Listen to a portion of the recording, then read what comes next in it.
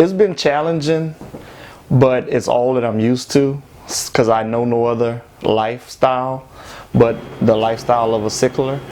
But on a daily basis is a challenge, like I was saying before, just to get out of bed in the morning, because I daily have aches and pains and real drained and tired all the time. And it's not because I'm lazy, it's just because it's part of that aspect of sickle cell, that the anemia side of it, where my blood count is low. So I don't have the energy like everybody else have, but I still have to do the same day's work like everybody else. So it can be a little hard at times, but you just have to push on through.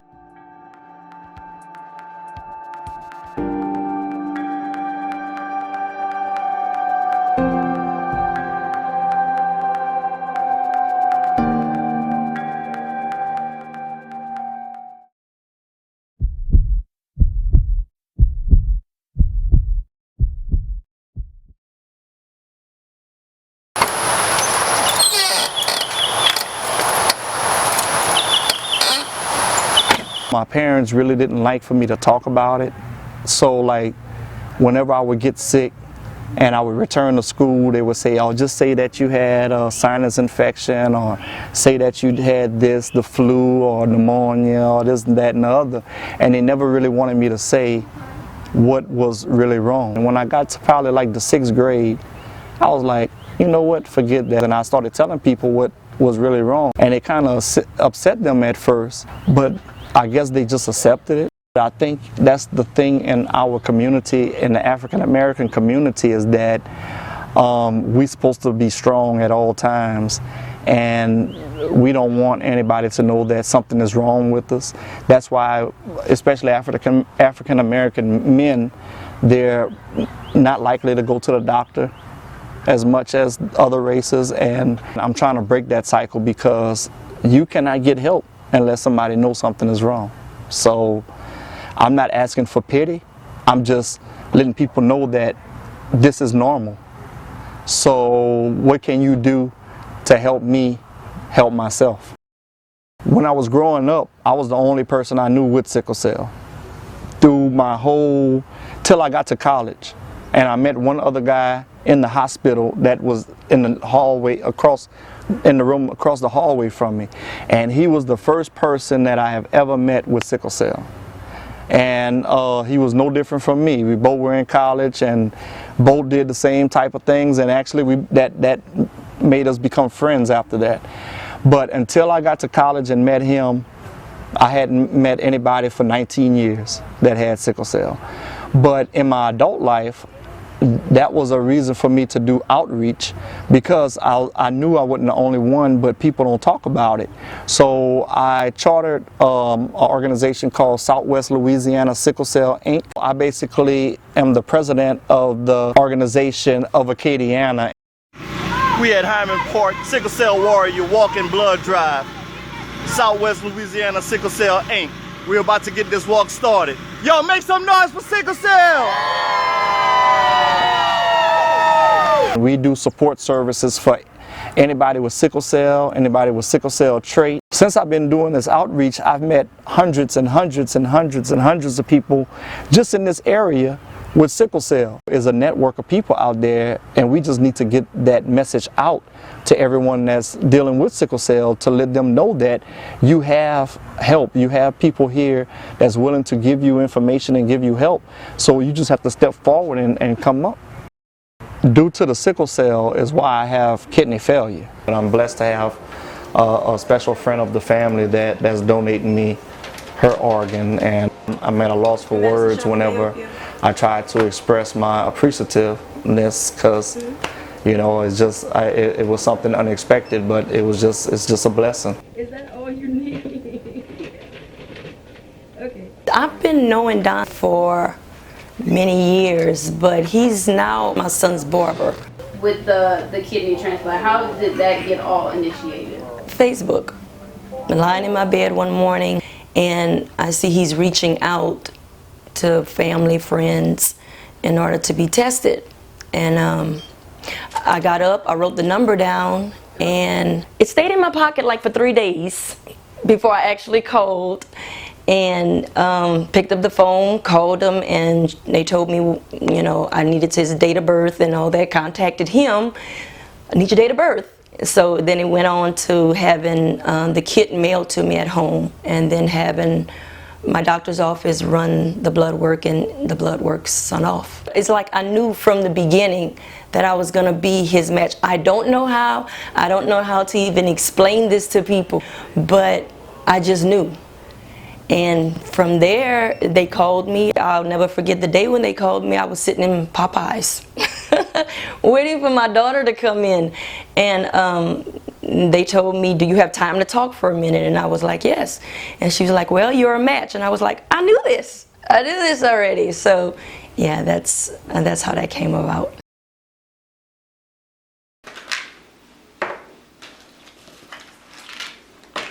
Monthly, I spend about between $350 and $400 on medicine. A lot of people, they end up on dialysis and need a kidney transplant, and they refuse to get transplanted because of money issues. So they'd rather stay on dialysis and live the estimated time of 15 years on dialysis than get a kidney transplant, which would extend their life tremendously, but then they have to buy these medications that they can't afford.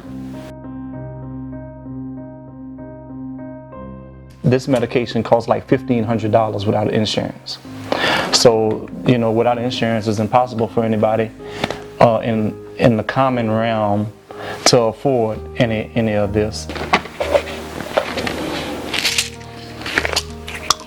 I've been taking so many meds throughout my life with sickle cell, and now I could probably swallow 8-9 pills if I really wanted to at one time. So I have to take all of these twice a day.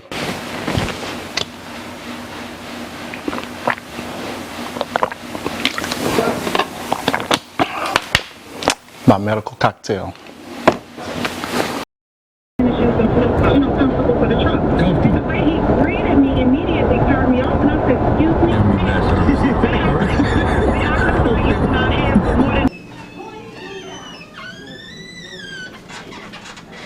You're just giving consent for us to treat you and bill your insurance, okay? It's been a long journey to get here because we thought we were here a couple of months ago and we were pushed back. So this is Judgment Day Part 2, 2.0. So I don't know if we'll necessarily find out anything today, but we'll find out if we a green light on surgery for next week from the events of today.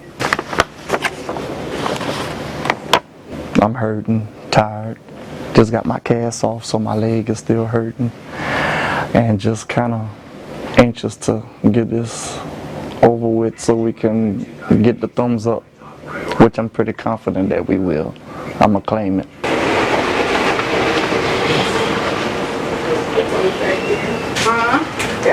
That look back there? Yeah. Okay. So that's the other one that I had.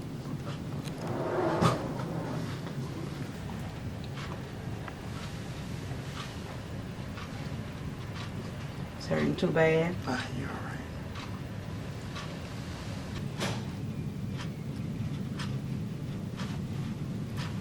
Little sticker. Sensitive, hurt a little bit. Alright, that's it. So I tell people. Good thing this the last one. He's not gonna need that many tubes when he comes all the other times. Right. I might be gonna put on levels.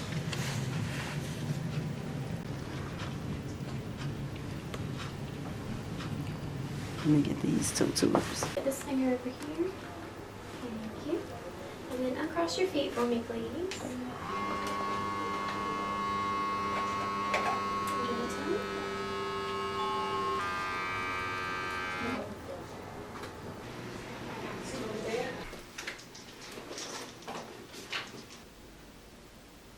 Everything's stable enough to proceed with surgery from an anesthesia perspective. Okay? I'm glad it's over. Now it's just a waiting game to see what they come up with. I think they said they meet tomorrow. So I'll either find out a definite tomorrow or Thursday. So That's where we are now. Just waiting, playing the waiting game. Hey, hey, hey.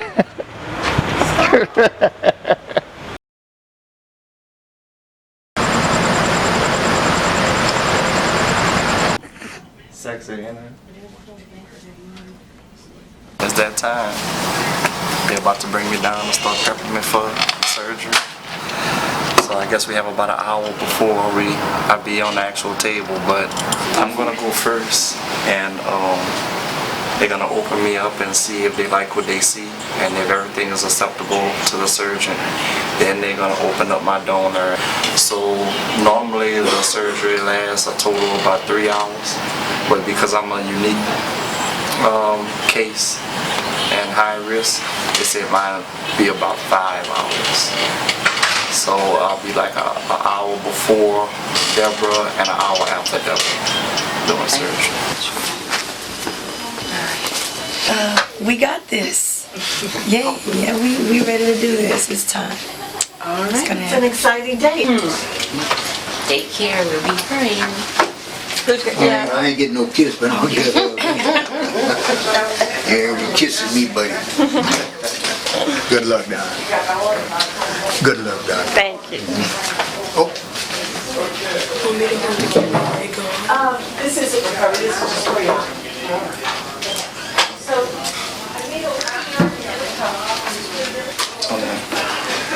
Get in there and take care of your mom, all right?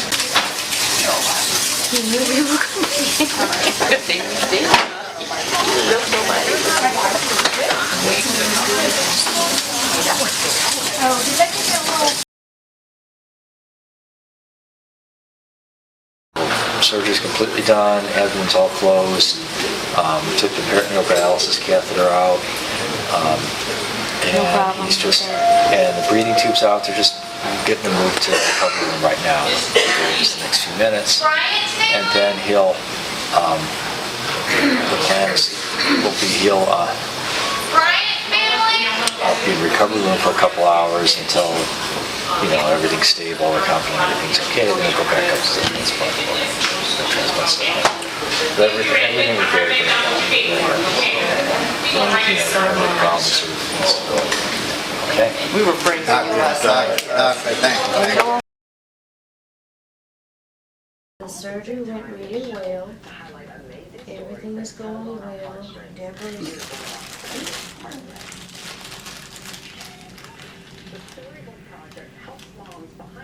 Deborah is walking around. She's getting ready to leave. The kidney, they said almost immediately started working after they got it all connected. He immediately started producing urine. The doctors were amazed. He's produced over 17 liters thus far. So everything's going great with the kidney. He's still a little nauseated and he's in pain. But his blood levels, everything is going amazingly. The doctors are amazed.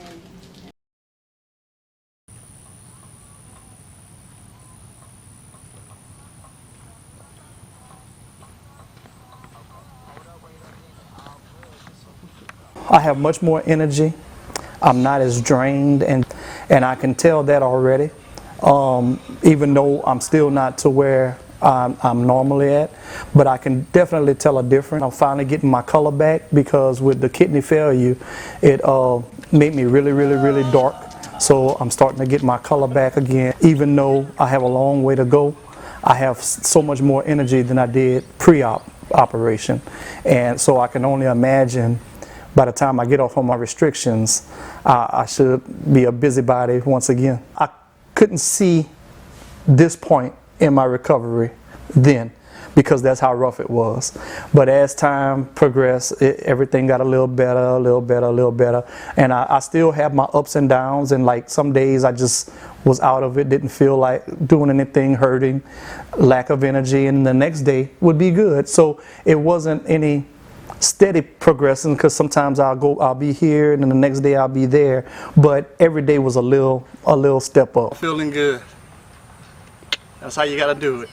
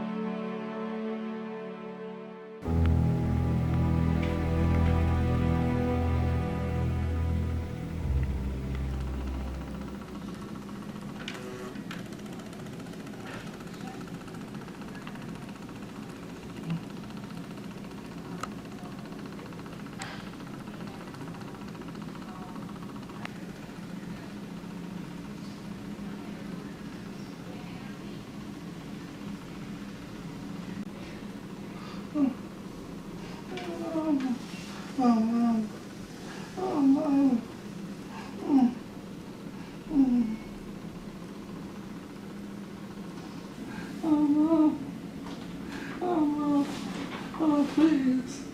Oh, please.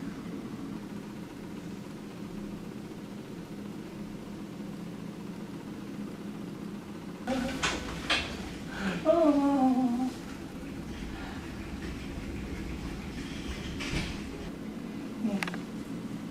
Oh.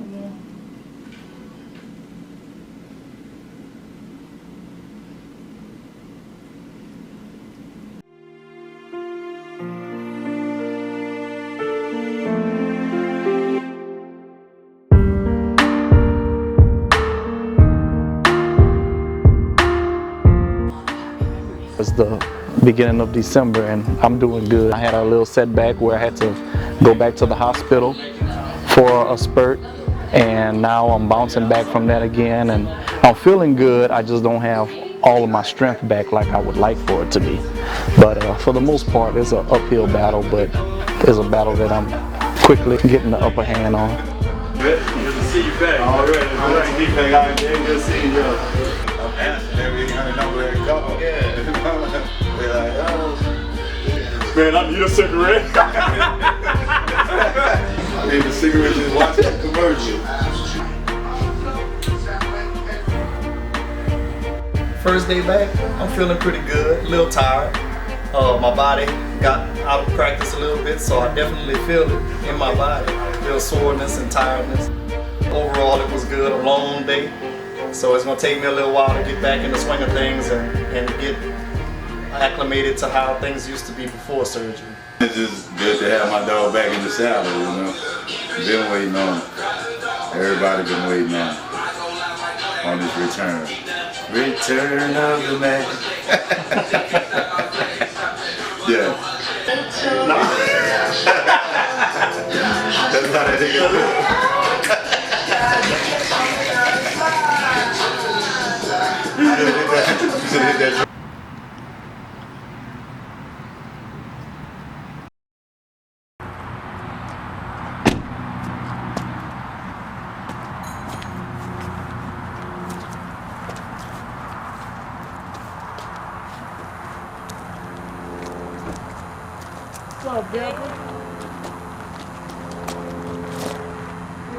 Same to you, same to you.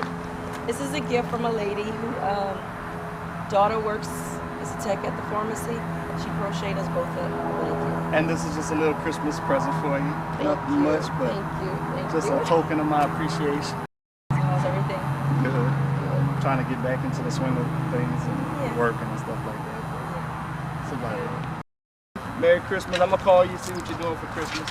All right. Thank you, girl.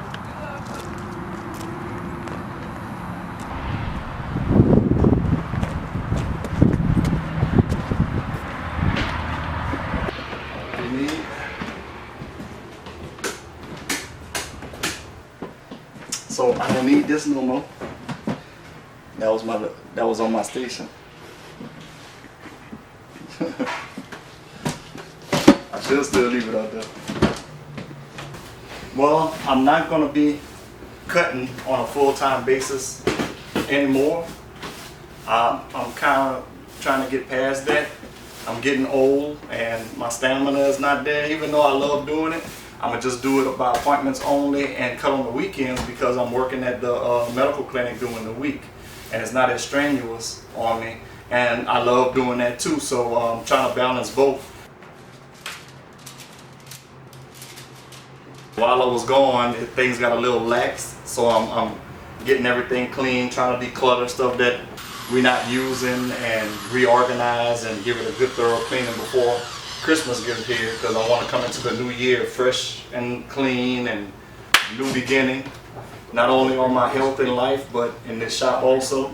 So me and my guy that does a lot of work for me, he's helping me get it right. So that's where we are right now, because I'm sure y'all can see the background has all kind of stuff that will not be here by the time I leave this afternoon.